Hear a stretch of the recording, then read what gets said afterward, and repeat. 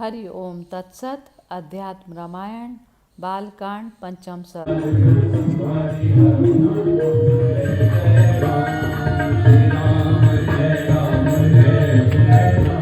मारीच और सुबाहु का दमन तथा अहिल्या का उद्धार।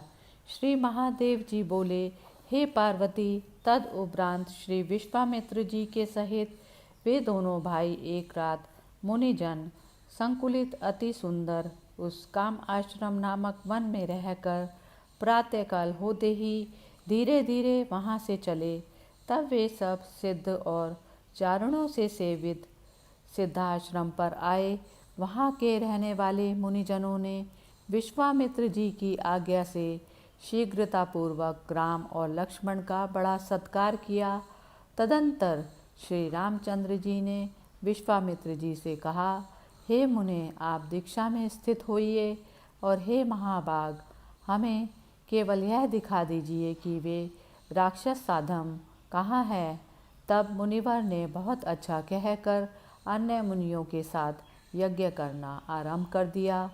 मध्याह्न के समय मारीच और सुबाहु नामक वे दोनों प्रकार के काम रूपी राक्षस रक्त और अस्थियों की वर्षा करते दिखाई दिए। बुद्धिमान राम ने भी 2 बाण लेकर धनुष पर चढ़ाए, कर्ण पर्यंत खींचकर अलग अलग दोनों राक्षसों पर छोड़ दिए। उनमें से एक बाण ने मारीच को आकाश में घूमते हुए 100 योजन की दूरी पर समुद्र में गिरा दिया। यह एक बड़ा ही आश्चर्य सा हो गया। दूसरे अग्निमय बाण ने क्षण भर में सुबाहु को भस्म कर डाला तथा उनके अन्य अनुयायी थे, उन सबको तुरंत ही लक्ष्मण जी ने मार डाला। उस समय देवताओं ने लक्ष्मण जी के सहित श्री रघुनाथ जी पर फूल बरसाए। देव दुदुम्भी ने बाजों का घोष किया तथा सिद्ध और चारणगण उनकी स्तुति करने लगे। विश्वामित्र जी ने रघुनाथ जी का भली प्रकार पूजन किया और उन्हें गोद में ले नेत्रों में भक्तिपूर्वक प्रेम अश्रु भरकर गले लगा लिया। फिर भाई लक्ष्मण के सहित राम को पके फल आदि खिलाकर पुराण और इतिहास आदि की मधुर कथाएं सुनाते रहे। इस प्रकार 3 दिन बीत गए। चौथा दिन आने पर विश्वामित्र जी ने राम से कहा, हे राम, महात्मा जनक जी का बड़ा भारी यज्ञ देखने के लिए हम लोग जनकपुर चलेंगे। वहाँ श्री महादेव जी का धरोहर के रूप में रखा हुआ एक बड़ा भारी धनुष है। उस सुदृढ़ धनुष को तुम देखोगे और महाराज जनक तुम्हारा भली प्रकार सत्कार करेंगे। विश्वामित्र जी की इस प्रकार कह मुनियों को और राम लक्ष्मण जी को साथ ले गंगा जी के निकट मुनिश्रेष्ठ गौतम जी के उस पवित्र आश्रम पर आए, जो दिव्य और पवित्र फलों वाले वृक्षों से घिरा हुआ था और जहाँ अहिल्या तप कर रही थी। कमल नयन श्रीमान राम जी ने उस आश्रम को मृग पक्षी तथा नाना प्रकार के जीवों से रहित देख मुनिवर कौशिक से कहा, यह पत्र पुष्प और फल आदि से संपन्न तथा जीव शून्य महान आश्रम जो बड़ा सुंदर रमणीय और पवित्र दिख पड़ता है, किसका है भगवान?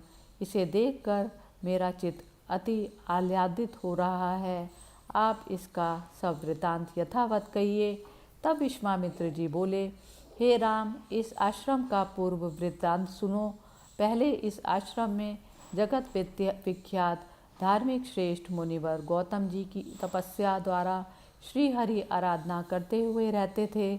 उनके ब्रह्मचर्य से संतुष्ट होकर भगवान ब्रह्मा जी ने उनकी सेवा के लिए उन्हें अहिल्या नाम की एक लोक सुंदरी सेवा परायण कन्या दी और तब प्रवर गौतम जी उस अहिल्या के साथ रहने लगे। देवराज इंद्र अहिल्या के रूप लावण्य पर मुग्ध होकर नित्य प्रति उसके साथ रमण करने का अवसर देखने लगे। एक दिन मुनिवर गौतम के बाहर जाने पर वह गौतम के रूप में अहिल्या के साथ रमण कर जल्दी से वहाँ से चलते बने। इसी समय मुनि भी वहाँ लौट आए। उसे अपना रूप धारण वहाँ से जाते देख गौतम मुनि ने अत्यंत कुपित होकर कहा, रे दुष्ट आत्मन, रे अधम, मेरे रूप को धारण करने वाला तू कौन है? सच सच बता, नहीं तो तुझे अभी भस्म कर दूंगा। इसमें संदेह ना करना। तब वह बोला, भगवान, मैं काम के वशीभूत देवराज इंद्र हूँ, मेरी रक्षा कीजिए। मुझ पापात्मा ने बड़ा घृणित कार्य किया है। तब गौतम ने क्रोध से आंखें लाल कर देवराज को श्राप दिया, हे दुष्टात्मन, तू योनि लंपट है, इसीलिए तेरे शरीर में सहस्र भग हो जाएं। इस प्रकार देवराज को श्राप देकर मुनि ने अपने आश्रम में प्रवेश किया तो देखा अहिल्या भय से कांपती हुई हाथ जोड़े खड़ी है। उसे देखकर गौतम जी ने कहा, हे दुष्टे, तू मेरे आश्रम में शिला में निवास कर। यहाँ तू निराहार रहकर धूप, वायु और वर्षा आदि को सहन करती हुई दिन रात तपस्या कर और एकाग्रचित्त से हृदय में विराजमान परमात्मा का, राम का ध्यान कर। अब से यह मेरा आश्रम विविध प्रकार के जीव जंतुओं से रहित हो जाएगा। इसी प्रकार कई हजार वर्ष बीत जाने पर यहाँ दशरथ नंदन श्री रामचंद्र जी भाई लक्ष्मण के साथ आएंगे। जिस समय वे तेरी आश्रयभूत शिला पर अपने दोनों चरण रखेंगे, उसी समय तू पाप मुक्त हो जाएगी तथा भक्तिपूर्वक श्री रामचंद्र जी का पूजन कर, उनकी परिक्रमा और नमस्कार पूर्वक स्तुति कर श्राप से मुक्त हो जाएगी। फिर पूर्ववत मेरी सुखपूर्वक सेवा करने लगेगी। ऐसा कहकर महर्षि गौतम पर्वत श्रेष्ठ हिमालय पर चले गए। हे रघुश्रेष्ठ, उसी दिन से यह अहिल्या वायु भक्षण करती हुई कठोर तपस्या में स्थित हो आपके चरण रज के स्पर्श से कामना करती हुई आज तक प्राणियों से अलक्षिता रहकर अपने शुभ आश्रम में रहती है। हे राम, अब तुम ब्रह्मा जी की पुत्री गौतम पत्नी अहिल्या का उद्धार करो। मुनिवर विश्वामित्र जी ने ऐसा कहा। रघुनाथ जी का हाथ पकड़ के उन्हें उग्र तप में स्थित अहिल्या को दिखलाया। तब श्री रामचंद्र जी ने अपने चरण से उस शिला को स्पर्श कर तपस्विनी अहिल्या को देखा। उसे देखकर भगवान राम ने मैं राम हूँ ऐसा कहकर प्रणाम किया। तब अहिल्या ने रेशमी पीताम्बर धारण किए श्री रघुनाथ जी को देखा। उनकी चारों भुजाओं में शंख, चक्र, गदा तथा पद्म सुशोभित थे। कंधे पर धनुष बाण विराजमान थे तथा साथ में श्री लक्ष्मण जी थे। उनका मुख मुस्कान युक्त, नेत्र कमल दल के समान और वक्षस्थल श्री वत्सांग से सुशोभित था। अपने नीलमणि सदृश श्याम विग्रह से वे दसों दिशाओं को प्रकाशित कर रहे थे।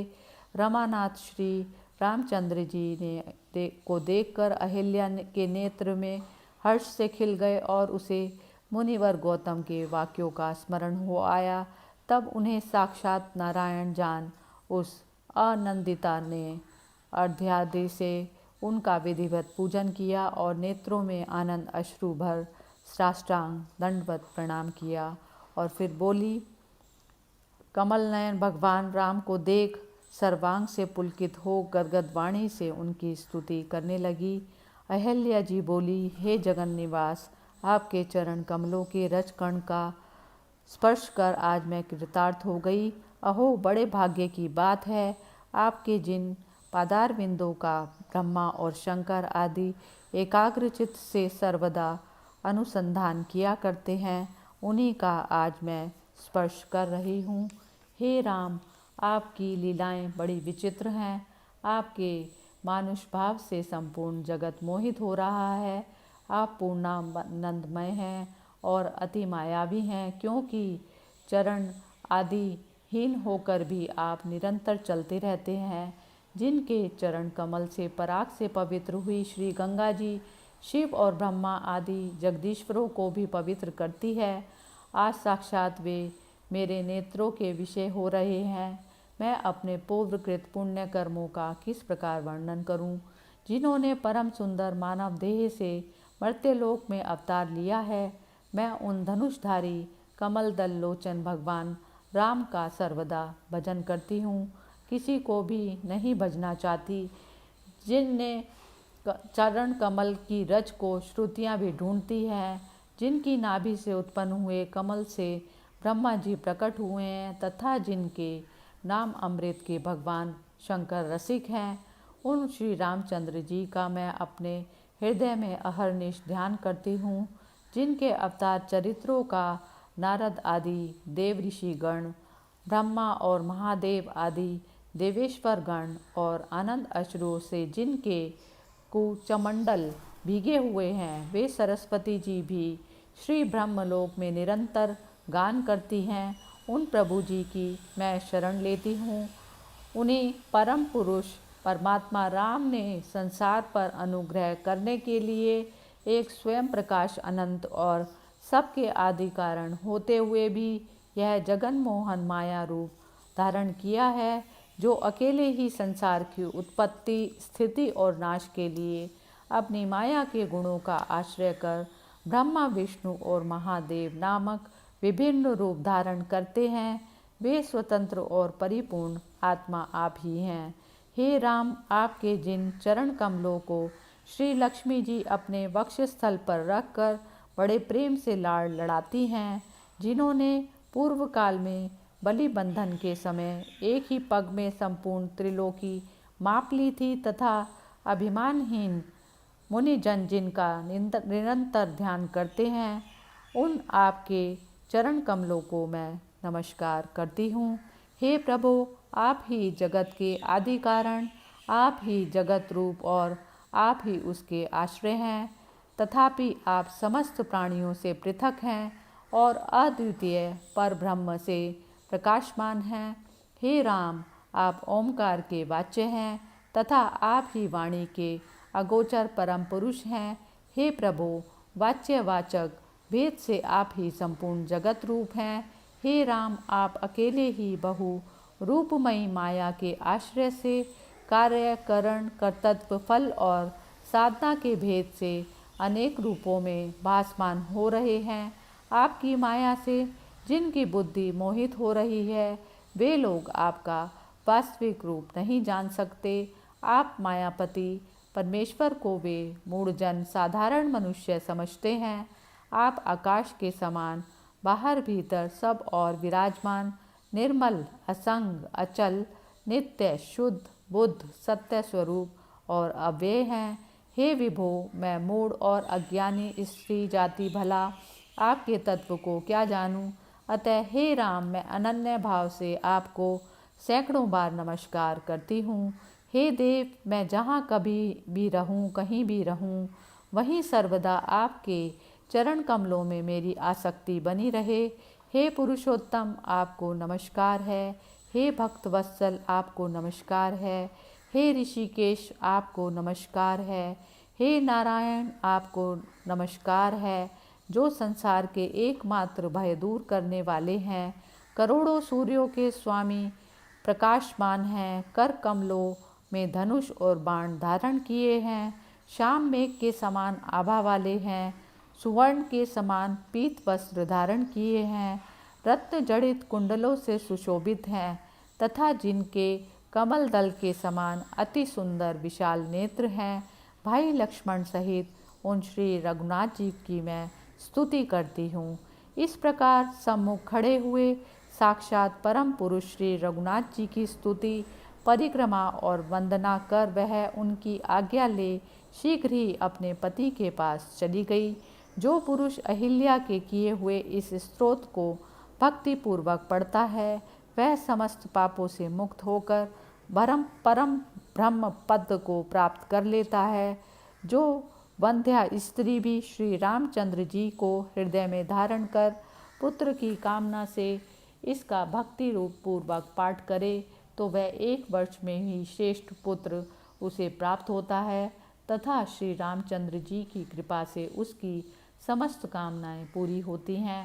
ब्राह्मण का वध करने वाला, गुरु स्त्री से भोग करने वाला, चोर, माता पिता और भाई की हिंसा करने वाला तथा निरंतर भोग आसक्त रहने वाला पुरुष भी यदि अपने हृदय में विराजमान श्री रघुनाथ जी का भक्तिपूर्वक नित्य स्मरण करता है और उनका ध्यान करते हुए इस स्तोत्र का पालन करता है, तो वह मुक्त हो जाता है। फिर स्वधर्म परायण पुरुषों की तो बात ही क्या है।